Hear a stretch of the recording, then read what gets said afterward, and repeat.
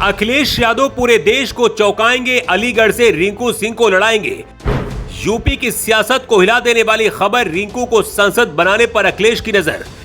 Record तोड़ character और मंगेतर सबसे युवा सांसद रिंकू भी प्रिया की तरह बनेंगे जनता की पहली पसंद। ये 8 जून की तस्वीरें हैं। अभी आपको एक सांसद और एक करेक्टर की ये जोड़ी लग रही होगी, लेकिन हो सकता है कि करेक्टर भी सांसद बन जाए।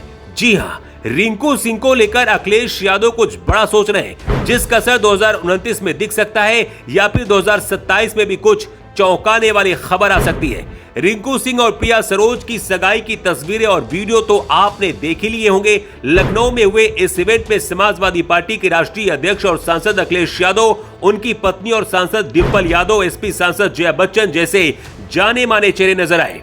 कई पूर्व करेक्टर्स और बीसीसीआई के उपाध्यक्ष राजीव शुक्ला ने भी सगाई समारोह में शिरकत की। तस्वीरें बता रही थी कि रिंकू सिंह भी राजनीति की पिच पर लंबी पारी खेलने को तैयार हैं और सब कुछ ठीक रहा तो समाजवादी पार्टी रिंकू को अलीगढ़ से प्रत्याशी बना सकती है। रिंकू की दुल्हनिया कोई मामूली शख्सियत नहीं है। 2024 के लोकसभा चुनाव में देश के अलग अलग हिस्से से चुनकर संसद तक का सफर करने वाली दूसरी सबसे युवा महिला सांसद थी प्रिया सरोज। मछली शहर सीट से जीत का झंडा गाड़ दिया था। तब प्रिया की उम्र महज 25 साल थी। प्रिया के पिता तूफानी सरोज समाजवादी पार्टी से 3 बार के सांसद रह चुके हैं और अभी भी वो कैराकट से समाजवादी पार्टी के विधायक हैं।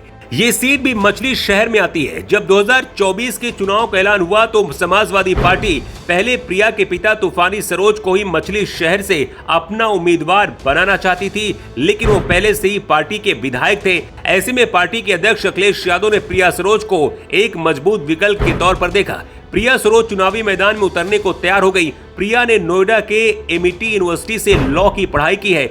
इससे पहले उन्होंने दिल्ली यूनिवर्सिटी से सोशियोलॉजी से ग्रेजुएशन किया था, पर अब वो देश की संसद में बैठती हैं। लेकिन क्या अब रिंकू भी देश की संसद में एंट्री पाने वाले हैं? क्रिकेट के फैन से अगर ये पूछा जाए कि आपको कम गेंदों में अधिक रन की जरूरत है तो आप भारतीय टीम के किस बल्लेबाज को चुनेंगे, तो एक नाम रिंकू सिंह का ही होगा।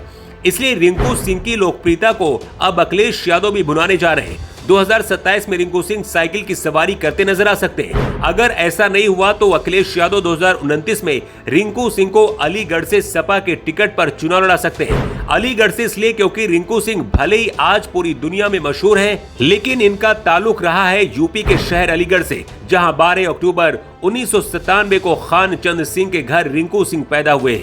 रिंकू के पिता एलपीजी गैस सिलेंडर की डिलीवरी करते थे। रिंकू सुपर स्टार बन गए, लेकिन पिता ने पेशा नहीं छोड़ा। अब तो रिंकू एक सांसद के पति बनने वाले हैं। मां वीणा देवी के घर सांसद बहू आने वाली है और इसीलिए कहा जा रहा है कि रिंकू सिंह अब विधायक बनेंगे और वो भी समाजवादी पार्टी से।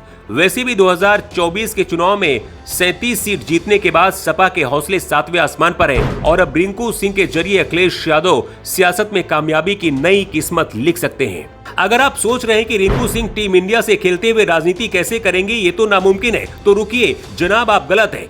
अपनी सोच को दुरुस्त करिए। जानते हैं 2022 में रणजी ट्रॉफी के लिए मनोज तिवारी को बंगाल क्रिकेट टीम का कप्तान बनाया गया था और मनोज तिवारी उस वक्त ममता बनर्जी की सरकार में खेल मंत्री थे। टीम इंडिया के लिए 12 वनडे और 3 टी20 इंटरनेशनल मैच खेल चुके मनोज तिवारी की ये कहानी बताती है कि क्रिकेट और पॉलिटिक्स साथ साथ भी चल सकती है। इतना ही नहीं, रवींद्र जडेजा की कहानी तो याद ही होगी आपको। टीम इंडिया के ऑलराउंडर रवींद्र जडेजा की पत्नी रिबाबा जडेजा ने 2022 में गुजरात के जामनगर नॉर्थ टीम से बीजेपी के टिकट पर चुनाव लड़ा था और जीता भी था। इस चुनाव में अपनी पत्नी के लिए रवींद्र जडेजा ने जमकर प्रचार किया था। तो अगर ये सब हो सकता है तो रिंकू सिंह 2029 में चुनाव क्यों नहीं लड़ सकते हैं और अलीगढ़ के बेटे को जनता का प्यार भी खूब मिलेगा।